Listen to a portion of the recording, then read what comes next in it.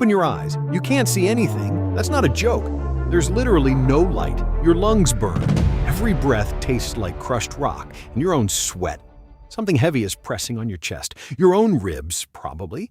You're lying on stone. Cold, uneven. It's been carved by pickaxes 1,000 times before you got here. Touch your face, dust, thick layer of dust. It's in your nose, your ears, the corners of your eyes. Welcome to the mine. Not a metaphor, an actual hole in the ground. Check your wrists, iron chains, rusty, heavy, connected to a long iron bar that's also connected to the guy next to you and the guy next to him. How did you get here? Doesn't matter. Maybe you were a galley slave who got sold. Maybe you committed a crime. Maybe a Roman needed silver and you had a strong back. The point is, you're here now. And the sun? You won't see it again for a long time. Maybe never. The only question that matters, how long can you survive? Let's find out. I'm your guide again. Still cynical, still making jokes. Because down here, if you don't laugh, you cry. And crying wastes water.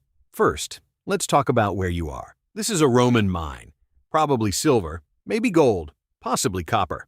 Doesn't matter. The rock doesn't care what's in it. It just wants to crush you. The tunnels are barely tall enough to stand in. Most of the time, you're crouching, or crawling, or lying on your side, chipping at a vein of something valuable while your back screams.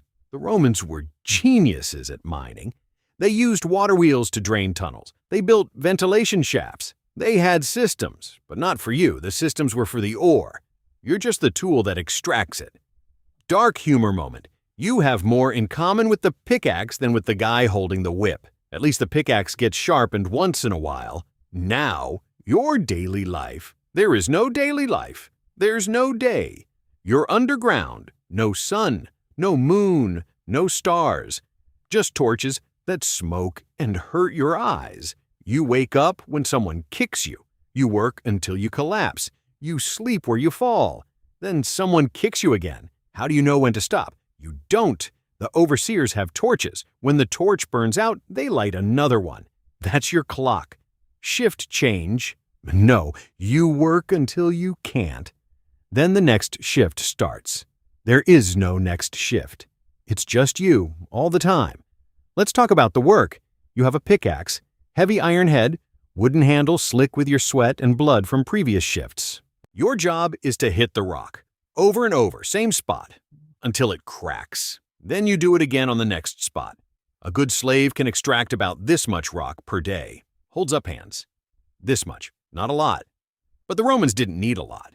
They needed consistent, reliable, disposable.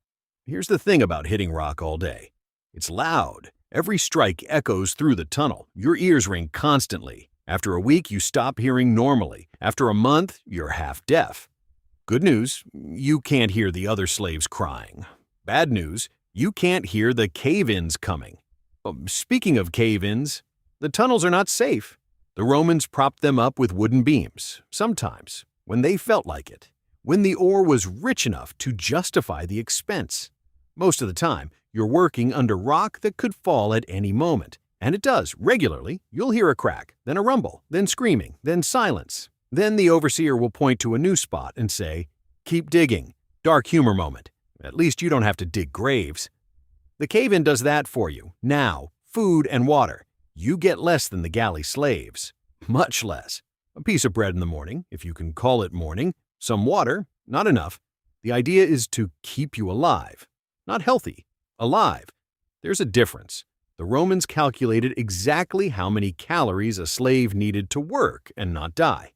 Then they gave you slightly less. Keeps you desperate. Desperate slaves work harder. Thirst is your constant companion. Your lips crack. Your throat feels like sandpaper. You dream about water. Then you wake up, and there's still no water. Fun fact, some mines had water dripping from the ceiling, groundwater seeping through the rock. Slaves would open their mouths and try to catch it. The overseers didn't stop them. Free hydration. That water was full of minerals. Poisonous minerals. But you don't know that. You just know it's wet. Now, the air. Worst part. No joke. Deep mines have bad air. The torches suck up oxygen. The rock releases gases. Carbon dioxide, carbon monoxide, stuff that kills you slowly. You'll feel it first as a then dizziness, then nausea, then you pass out. If they drag you to the surface in time, you live. If not, you die in your sleep. Here's the dark humor. Dying in your sleep is actually a luxury down here. Most deaths are slower. Let's talk about your body. Your back is curved now from years of crouching. Your knees are destroyed. Your hands are a map of scars. Your lungs are full of dust. You cough constantly, black phlegm, sometimes with specks of red.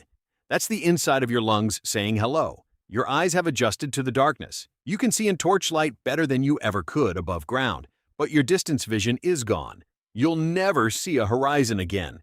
Your teeth are loose from malnutrition. Your hair is falling out. Your skin is pale, gray almost. No sun will do that. But you're alive, technically. And now, the psychological part. Being underground changes your brain. The constant darkness, the constant noise, the constant fear. Some slaves go quiet. They stop talking, stop responding, just keep hitting the rock like machines. Some slaves go loud. They scream, they laugh at nothing, they talk to rocks. The overseers whip them until they stop or until they don't care anymore. Most slaves just fade slowly. Over months or years, they lose weight, they lose hope, they lose the will to lift the pickaxe one more time, and then they don't lift it. And the overseer calls for the disposal team. How long do people usually last?